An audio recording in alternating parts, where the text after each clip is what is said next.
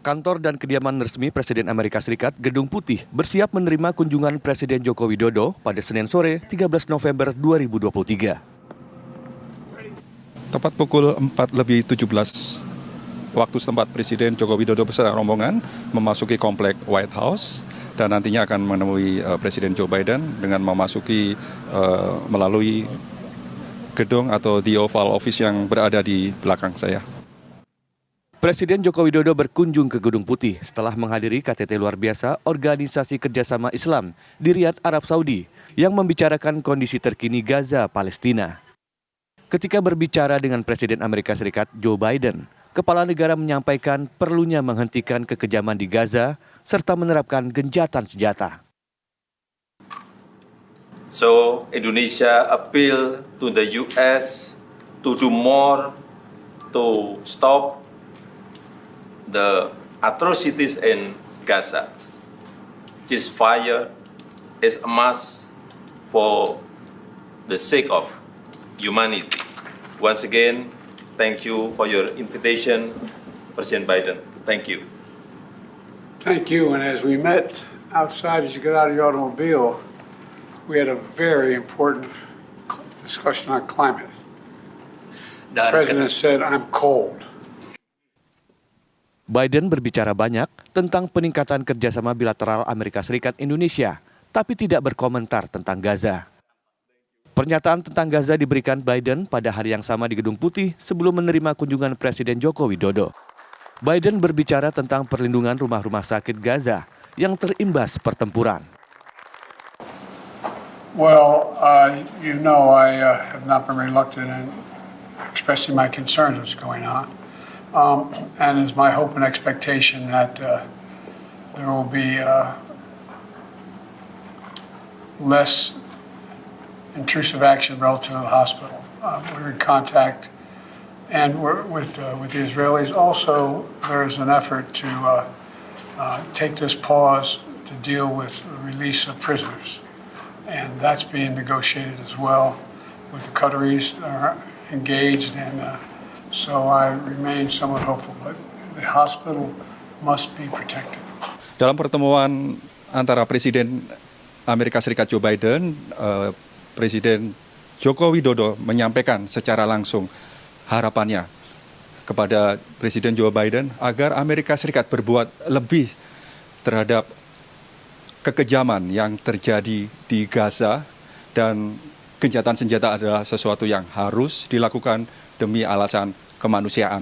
Selain itu, Presiden Joko Widodo juga bersama dengan Presiden Joe Biden membahas sejumlah isu-isu penting menyangkut kepentingan kedua belah pihak, dan juga dalam kesempatan tersebut Presiden Joe Biden menyampaikan komitmennya untuk meningkatkan hubungan kerjasama dengan pemerintah Indonesia yang selama ini telah terjalin hampir 75 tahun, dan pemerintah Amerika Serikat juga berupaya meningkatkan hubungan kerjasama dari mitra strategik menjadi mitra strategik komprehensif.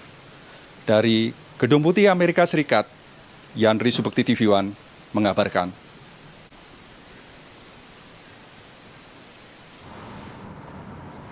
Ya pemirsa, kita akan langsung bahas mengenai hal ini. Sudah hadir ada dua narasumber kami di studio Apa Kabar Indonesia Pagi. Sudah ada Pak Anan Nurdin, pemerhati Timur Tengah. Assalamualaikum, selamat pagi Pak Anan. Waalaikumsalam. Dan juga sudah hadir ada Pak Teguh Reza Syah, pakar hubungan internasional dari Universitas Padjadjaran. Assalamualaikum Pak Reza. Waalaikumsalam. Ya, saya langsung mau ke Pak Reza kalau begitu. Melihat pertemuan antara Pak Jokowi dengan Joe Biden, tentu ini menyita perhatian publik tidak hanya di Indonesia saja, di tanah air, tapi juga beberapa negara lain. Tapi Anda melihat seberapa berdampakkah kemudian pertemuan ini terhadap dengan invasi Israel ke Palestina? Kedua pemimpin melahirkan sebuah dokumen kan, namanya Joint Statement from Leaders of the United States of America and President and Republic of Indonesia, elevating relations to a comprehensive strategic partnership. Ini dokumen panjangnya 2.965 kata. terdiri dari 31 paragraf. Di paragraf 25 memang secara khusus dibahas bahwa kedua negara menyatakan perhatiannya atas masalah di Gaza yang terjadi, itu pertama. Dan yang kedua, Presiden Indonesia menyampaikan hasil-hasil dari KTT di Riyadh tersebut. Dan ketiga, kedua negara akan bekerja sama dengan melibatkan kekuatan-kekuatan regional yang ada di situ. Kemudian nanti ujungnya adalah two-state solution. Ini adalah kata kunci sekitar 56 kata di paragraf ke-25 tersebut. Jadi kalau ini ditindaklanjuti dengan benar, ya, didukung oleh kesepakatan masyarakat di seluruh dunia, ini bisa berkembang menjadi sesuatu hal yang sesuai harapan dari KTT Riyadh kemarin. Cuman masalahnya kata terakhir dari paragraf tersebut menyebutkan two-state solution. Kalau kita bicara two-state solution, tentunya akan ada batas wilayah kan. Batas wilayah mana yang akan disepakati bersama, karena di kalangan Palestina sendiri ada grup Hamas, ada grup Fatah, dan mereka nggak begitu akur. Jadi intinya adalah untuk mencapai suatu komitmen bersama, maka semua kekuatan di dalam negeri Palestina tersebut itu kompak. Bukan hanya kelompok dalam negeri, juga kelompok-kelompok mereka, masyarakat Palestina di luar negeri. Hendaknya satu ide, informasi, pemikiran strategis dichannelkan ke sana begitu. Karena jumlah masyarakat Palestina di luar negeri itu ratusan ribu. Di Australia ada 50 ribu, di Jerman 200 ribu, di Inggris ada. Jadi energi Palestina itu terserak sebenarnya. Jadi saya sangat berharap, pertama Pak Jokowi sudah berhasil menyampaikan pesannya, pesan damai, dan juga semua butir-butir kesepakatan yang dibuat di Riyadh itu sudah disampaikan, mungkin tidak dikemukakan di depan. Itu pasti ada forumnya tersendiri kan. Tapi yang utamanya adalah beliau sudah melaksanakan mandat dari KTT kemarin, dan sudah ada hasilnya dalam paragraf 25 dari 31 paragraf yang sudah dihasilkan, 2.965 kata. Oke, baik. Menarik soal two-state solution karena itu sudah dinarasikan beberapa tahun sebelumnya, tapi memang belum terlaksana sampai saat ini. Nanti kami juga akan hadirkan informasi terbaru dari Al Jazeera, tapi kami harus jeda terlebih dahulu, kami akan kembali sesaat lagi.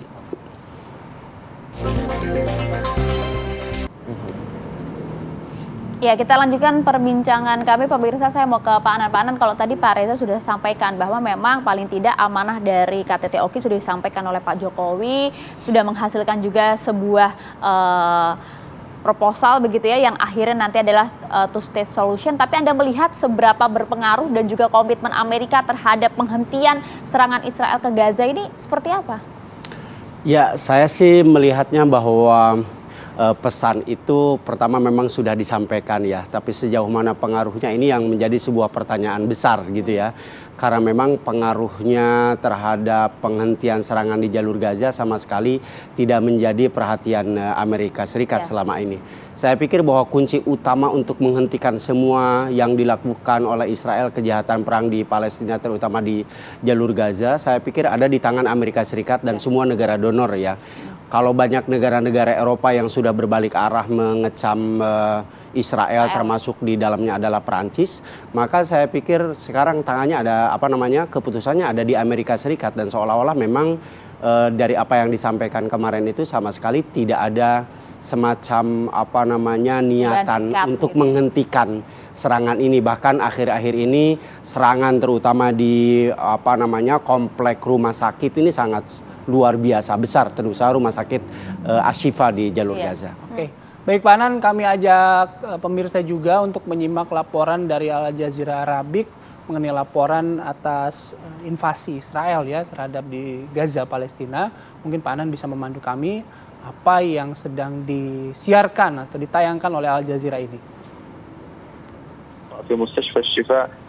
Ya, sekarang laporan dari Al Jazeera tentang Ashifa, apa yang terjadi, semacam pengepungan yang sangat luar biasa terhadap rumah sakit Ashifa akhir-akhir ini.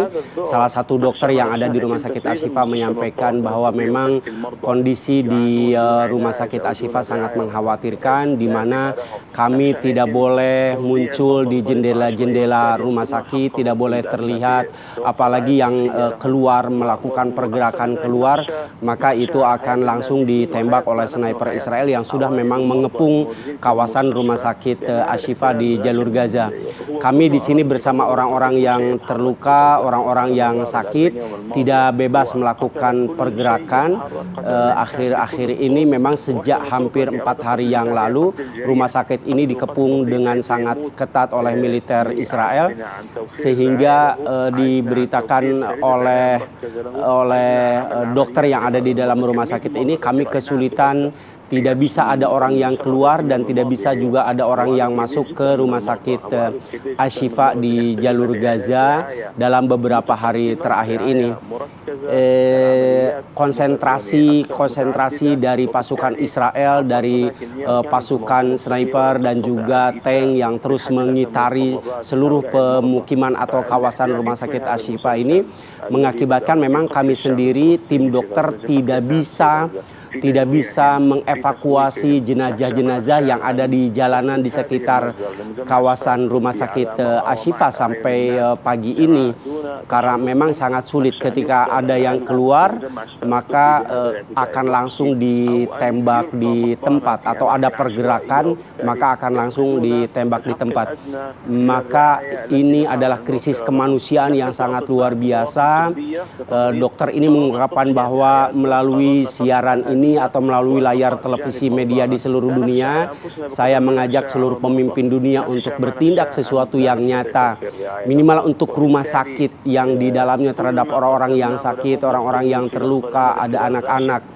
Ya memang saya sendiri tidak bisa mengatakan apa alasan utama dari Israel untuk melakukan serangan dan pengepungan yang sangat luar biasa di rumah sakit Ashifa ini atau di kawasan rumah sakit Ashifa ini. Tetapi kalau dikatakan di sini ada sebagai basis dari Hamas, ini tidak betul. Kami di sini tidak melihat orang-orang membawa senjata, tidak melihat orang-orang yang melakukan perlawanan. Di sini murni. Maka saya sebagai dokter di rumah sakit mengajak kepada seluruh pemimpin dunia untuk mengembalikan rumah sakit ke habitat utamanya atau ke habitat aslinya sebagai pekerja kemanusiaan, sebagai pekerja yang memperhatikan pengobatan orang-orang yang sakit, orang-orang yang tugas utamanya adalah menyelamatkan para korban perang ini. Apabila rumah sakit juga diserang dan dikepung seperti ini, maka seolah-olah kami ini dibiarkan mati kelaparan, dibiarkan tidak mendapatkan bantuan. Ketika pun kami tidak mati oleh senjata Israel, maka sesungguhnya para korban ini akan mati tanpa pengobatan. Dan sebenarnya itu sudah terjadi, di mana begitu banyak orang-orang yang sakit yang akhirnya meninggal dunia karena tidak mendapatkan perawatan yang memadai di rumah sakit Ashifa, terutama di bawah kepungan militer Israel yang sangat luar biasa.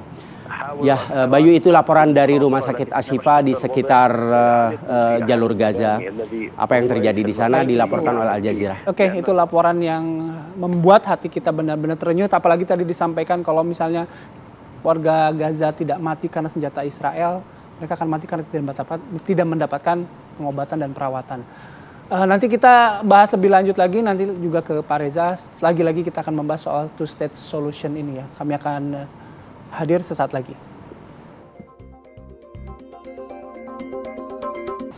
Ya pemirsa, kita lanjutkan perbincangan kita bersama dengan kedua narasumber kami. Tadi kalau misalnya kita lihat apa yang terjadi saat ini, bahkan tadi sudah disampaikan juga oleh Pak Anan, ternyata rumah sakit Al-Shifa saja dikepung begitu oleh Israel, dan juga ada klaim-klaim yang disampaikan oleh Israel. Tidak ada perubahan sama sekali nampaknya kalau kita lihat berbagai KTT Oki, perjumpaan Jokowi juga dengan Joe Biden dan lain-lain begitu.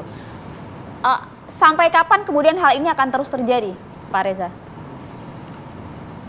Kita nggak bisa ramal ya, karena yang dilakukan oleh Israel sekarang adalah persis seperti yang dilakukan oleh Amerika Serikat di Irak, carpet bombing, semua wilayah itu diratakan ya.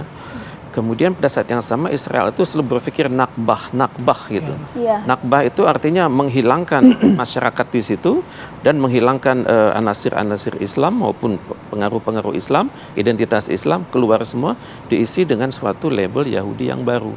Dan mereka baru happy kalau semua udah keluar. Tapi setelah itu apa? Selanjutnya ya kita lihat lambang negara mereka itu ada 2 garis di atas dan di bawah. Itu sebagian menyebutnya Mesir masuk ke situ, sungai Nil, sebagian lagi kita menyebutnya Efrat maupun Tigris. Jadi ambisi Zionisme ini nggak ada habisnya begitu.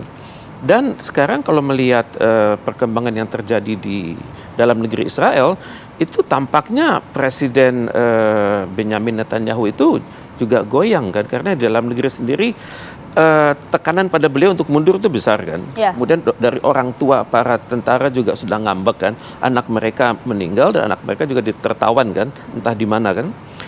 Kemudian juga tadi Pak Nurdin menyebutkan ada beberapa anggota Partai Likud yang sudah mulai menghimpun kekuatan untuk menurunkan Netanyahu yang semakin tidak populer ini. Tapi bagi seorang Netanyahu yang penting sekarang adalah selesai urusan tersebut dan saya menang, dan terserah nanti ada atau tidak two-state solution yang batasannya sendiri nggak jelas. Nggak jelas batasan two-state solution itu apakah sebelum 48, pas 48, atau pasca atau sekitar 73, kemudian pasca perang-perang selanjutnya. Jadi two-state solution itu istilah yang manis didengar, seolah-olah memberikan kesan pada masyarakat Palestina bahwa mereka akan Ada kembali harapan, ya? ke kampung halaman, tapi Padahal begitu masuk realitas mereka makin terusir. Dan yang terganggu sekarang kan adalah negara-negara di sekitar Palestina tersebut kan. Karena tidak mustahil aksi pemboman ini akan dilakukan dengan suatu tekad baru.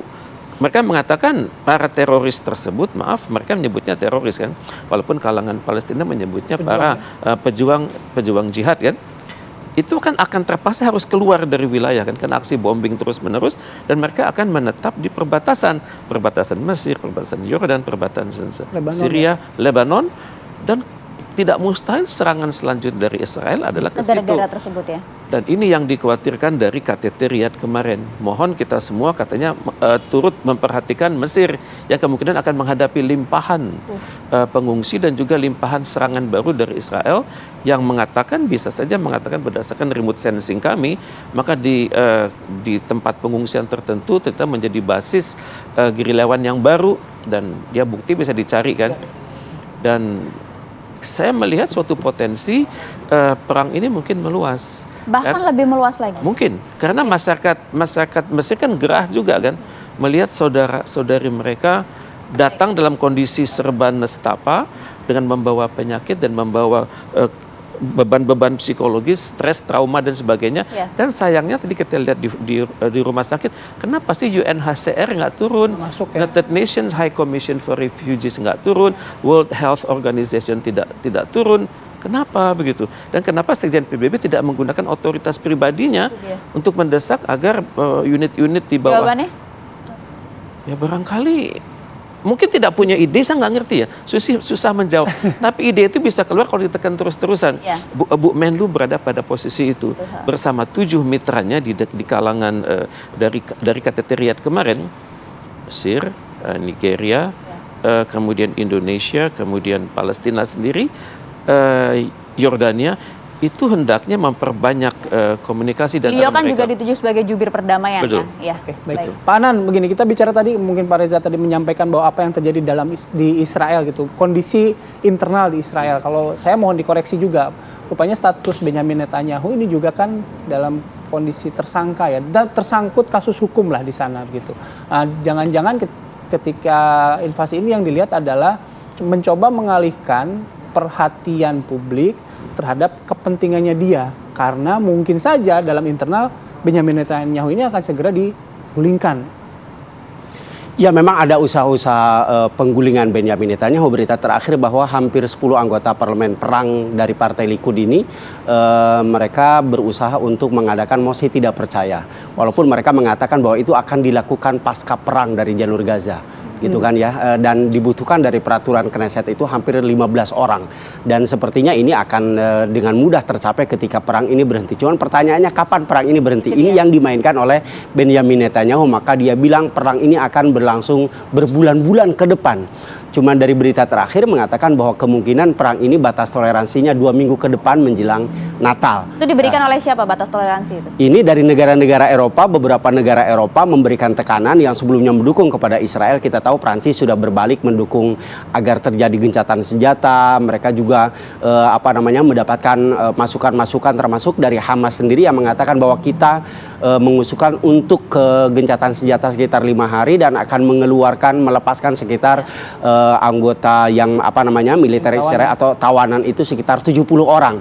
Dan ini yang menjadi tekanan tersendiri kepada Benyamin Netanyahu dari warga Israel. Kita tahu sekarang ada asosiasi keluarga korban tahanan perang ini. Mereka mengatakan bahwa perang darat yang sudah sekian lama ini mana hasilnya, belum ada juga tawanan yang dibebaskan, baik itu anak-anak ataupun orang tua yang dibebaskan, sama sekali belum ada sampai sekarang. Maka popularitas Benyamin Netanyahu dengan perang yang sangat luar biasa ini justru semakin menurun karena target utamanya adalah bagaimana para tahanan perang ini, tawanan perang ini bisa dikembalikan. Sampai sekarang belum ada kecuali yang dibebaskan oleh Hamas itu sendiri. Nanti kita akan lihat ya kemudian apakah kemudian tekanan dari negara-negara Eropa untuk memberikan batas toleransi mengingat kepentingan pariwisata mereka di akhir tahun itu, kita akan lihat seperti apa. Terima kasih banyak Pak Anan.